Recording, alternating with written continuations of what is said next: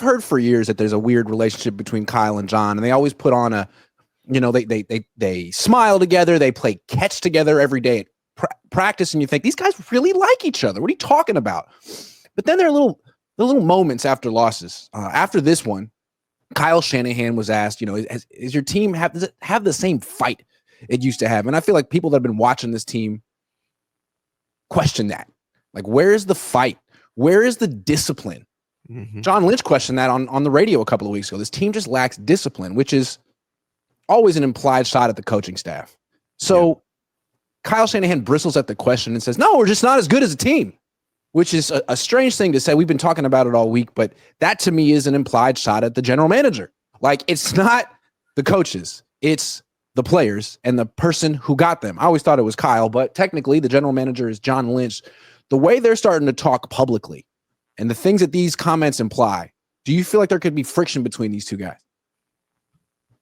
Well, here's what we don't know. Behind the scenes, Jed York, John Lynch, Kyle Shanahan all know who is responsible for all these roster decisions that they made this offseason. Who decided to cave for Brandon Ayuk and pay him $30 million? Who decided to pay CMC? Who decided to pay Trent? Who made all these Devondre decisions? Campbell. Correct. Who wanted Devondre Campbell? Who made all these decisions? We don't know. But these who guys wanted to stick with Jake Moody? Right. But who drafted Jake Moody? Who wanted Ricky Pearsall? Who wanted Trey Lance? Who wanted to trade 3 first-round draft picks for Trey Lance? We don't know these things, but these guys know these things.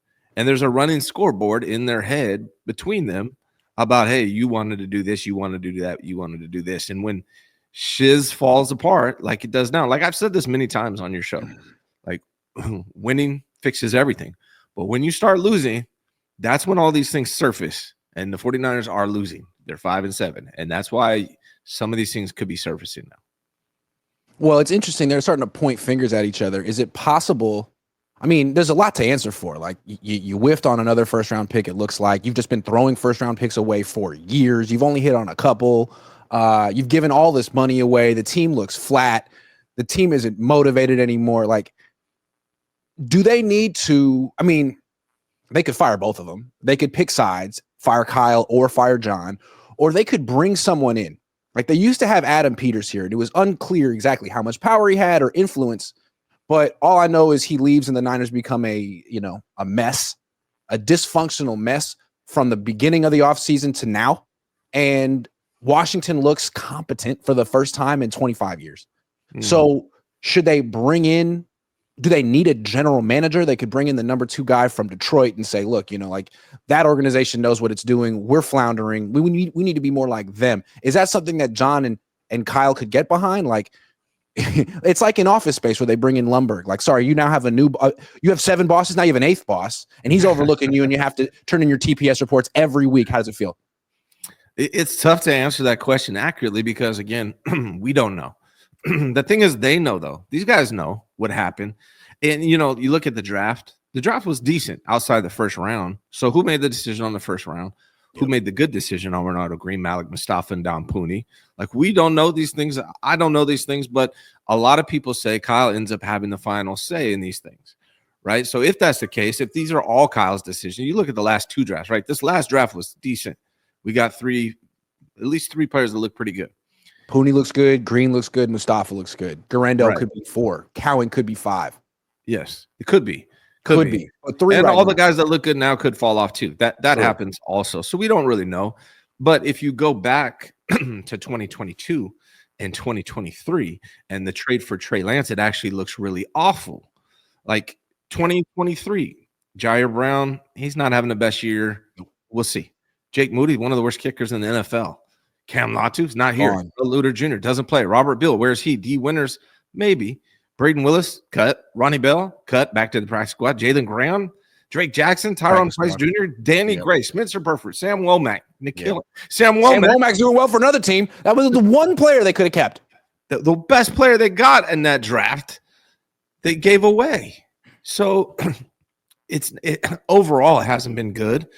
So the question is, who is making these decisions? And whoever that person is doesn't look good in front of the other 2 people in this front office. Yeah. Right. And what's funny is, like, a lot of these bad decisions and picks go back to the Adam Peters era, if we could call it that. That's why I feel like if the 49ers don't fire John Lynch and Kyle Shanahan, and I would, I'm pro starting over. I don't think they need to fire John Lynch because I don't really think he does. I mean, to be honest, does anyone think John Lynch makes big decisions, or does he help Kyle Shanahan make the decisions? That's the impression I was always under.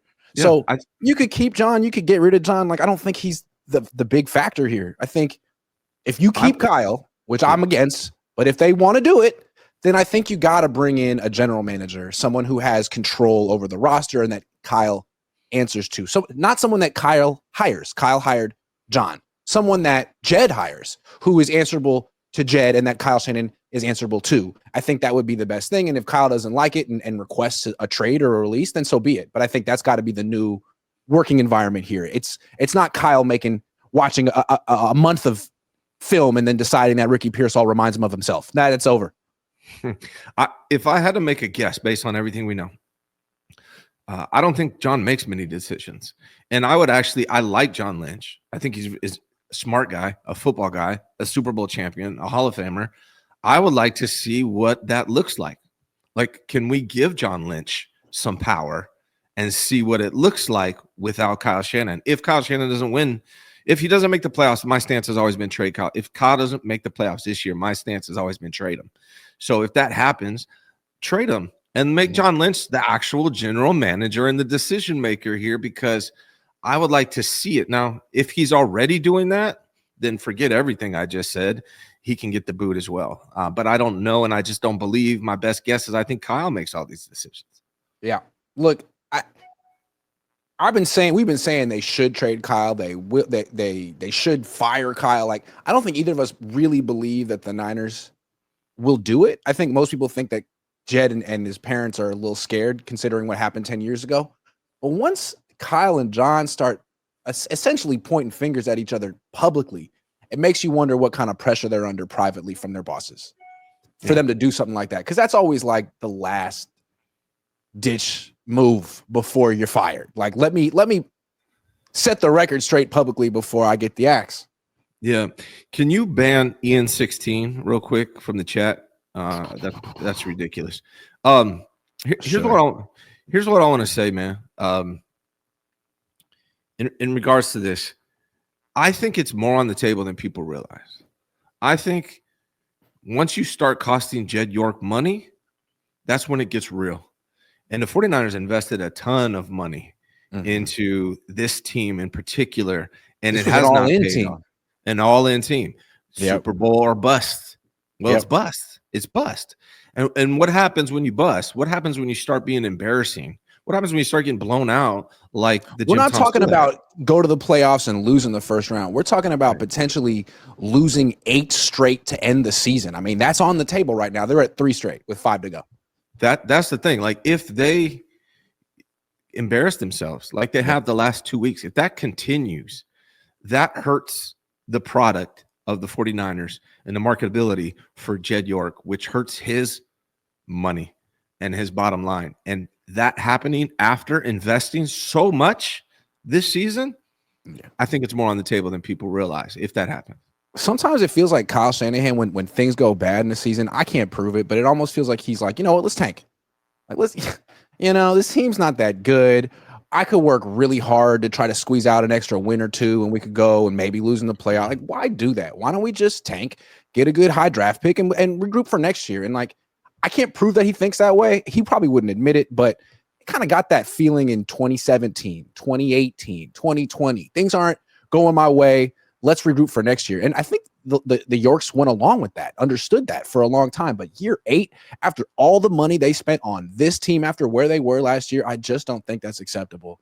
I think they need to battle down the stretch, win some games, and at least, week 18 when they're playing Arizona, that game's got to mean something. Yeah. Football is a hard sport to tank. I mean, in general, coaches are competitive people. So it's hard. I don't think a lot of them are okay with like, hey, let's just go out here and lose. And the players in particular they don't think that way. I don't think. No, of course not. Yeah, they can't. Here's how you tank.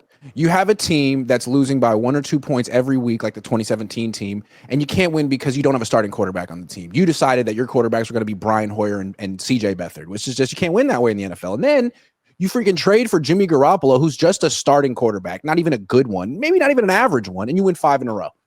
That's how you tank. You didn't give yourself a real chance when you actually had talent. George Kittle, DeForest Buckner, Eric Armstead. The team wasn't awful. It was competitive, and then it won 5 in a row. So I don't know. I'm not saying that they're doing that this year, but the Brandon Allen game makes you wonder, like, how is this guy actually starting a game for you? Yeah, I think the clue to me, like, Fred Warner's playing through a fractured ankle right now. If that changes, if he says, hey, I just can't go anymore, then that starts to, like, if they start pulling guys out, right? Like if Nick Bosa doesn't come back and play, if they say, hey, Greenlaw, let's just sit this one out. Yeah, there's no point in you coming back. If those things start happening, then I'll start believing that they're purposely tanking. From a player standpoint, you can't go out there with that belief, right? Like that's how you get hurt. I want to make it clear. I'm not accusing Kyle of tanking. I'm just saying sometimes when things go off, because Kyle either has a really good season or things just the wheels fall off. And when the wheels fall off, it almost feels like he's saying, you know what, let it happen. Let it happen. I'm not going to work extra hard to try to prevent the inevitable. I think based on his words, he feels, here's what I will say. I don't think he really believes in this team. Now, he may be trying to win, do his best to win, but I don't know if he has that belief in this team. Based on his own words, we're not as good as we are last year. Yeah. The previous teams, So I know that part. I does seem like he doesn't have that belief. Once you say that, it almost feels like you're tanking. When you say we're just not good enough, like, what is the point of competing then?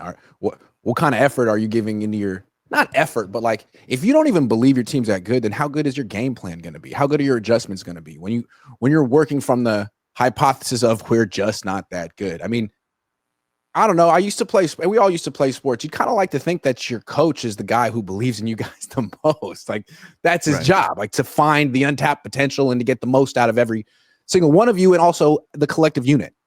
Yeah, I think that, so there's a debate about what he said regards to, like, we're not as good of a team, right? Like, some people are like, well, that's good. He's acknowledging that they're not this team in the past. Well, there's a way to say that, right? Like, he has to say, we are not the team from last year. We have to go out and earn everything. We have to go out and earn everything this year. Yeah. But I believe we can, because I believe in these players. That's what you should say. Not that we're not as good. Sorry. Like, that's horrible.